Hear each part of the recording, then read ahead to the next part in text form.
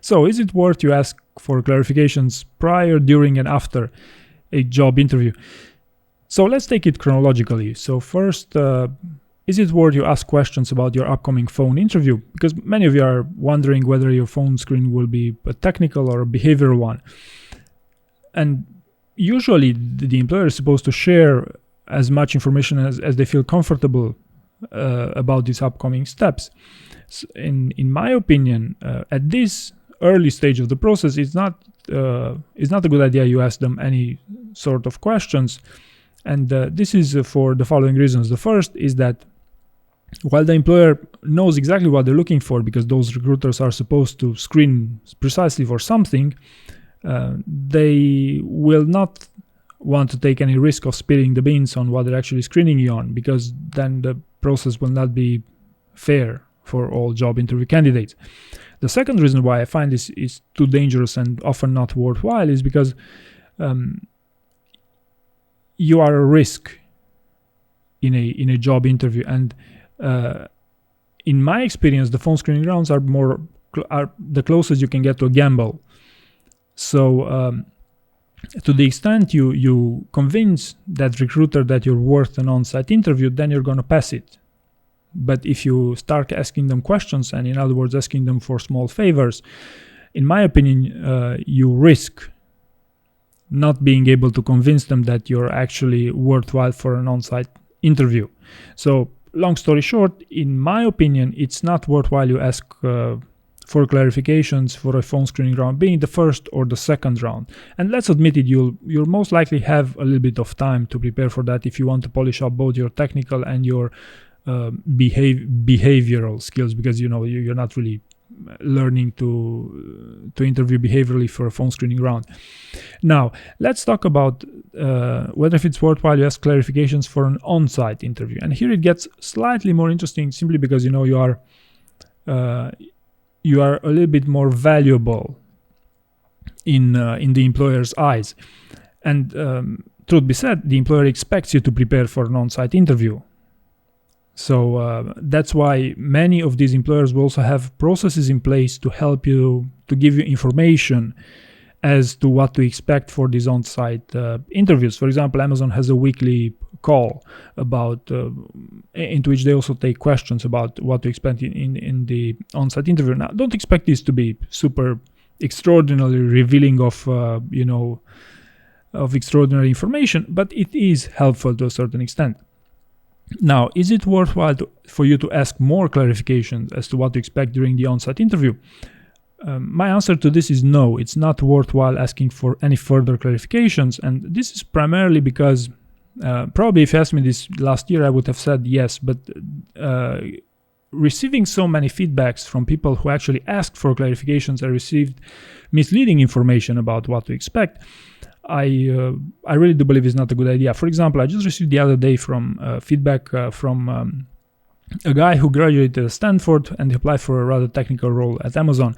And he said, between others, that prior to the on-site interview, he simply asked the recruiter, hey, should I expect any technical rounds for my on-site? And the recruiter said, no, it's impossible to have technical rounds. We at Amazon, we do here behavioral interviews for the on-site interview. And in fact, he got 3 people screening him on the technical part of the interview. He did get the job, but still, it was a huge miscommunication here.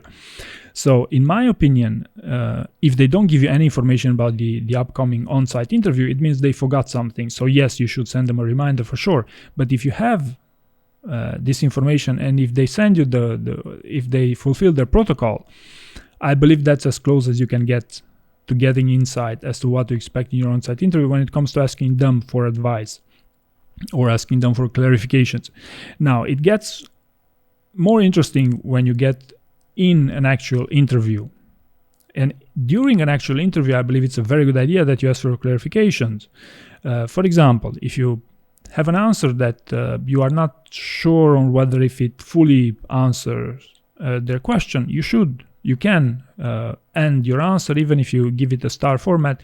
Hey, does this fully answer your question? And I believe that's a very good idea, with the condition that you don't make it a habit.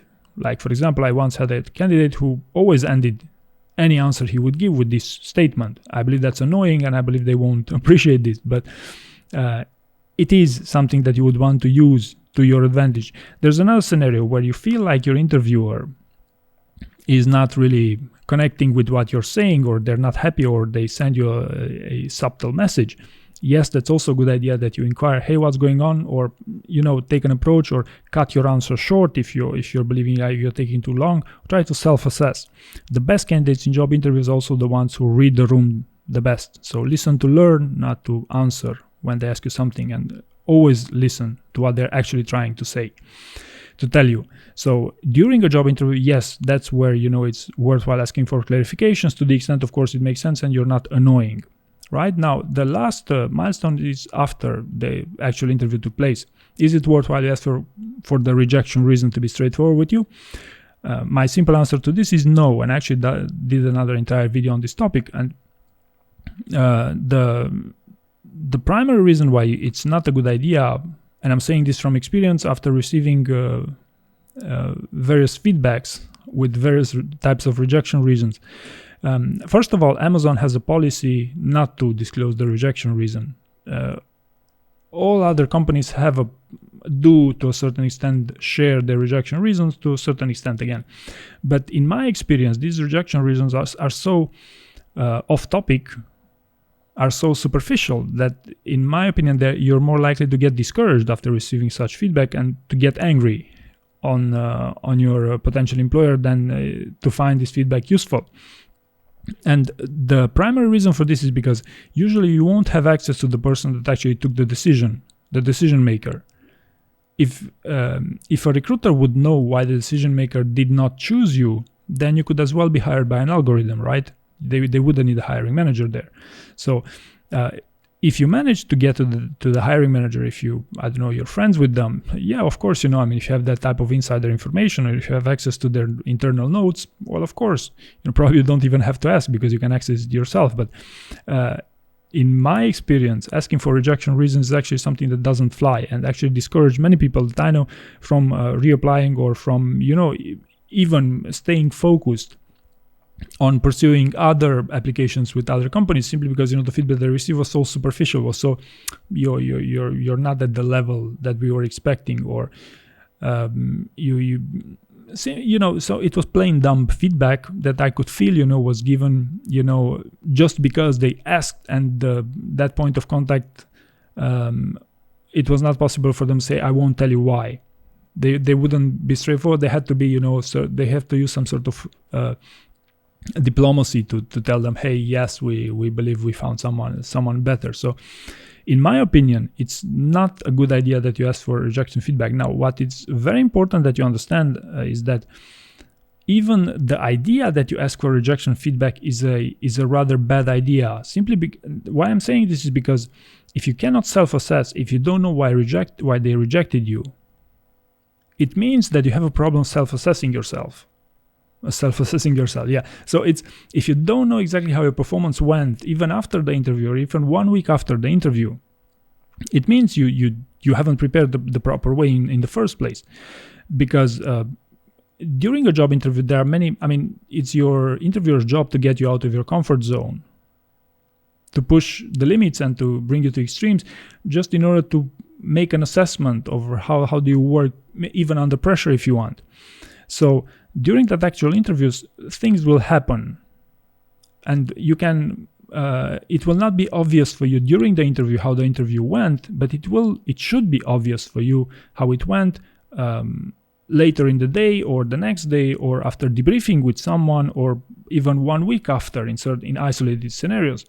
But the idea is that you must self-assess. You must be capable to do it by yourself, instead of asking for clarifications as to why you got rejected. Because if your performance was that stellar, they will ask you for another interview in a matter of weeks, if not 3 months at most.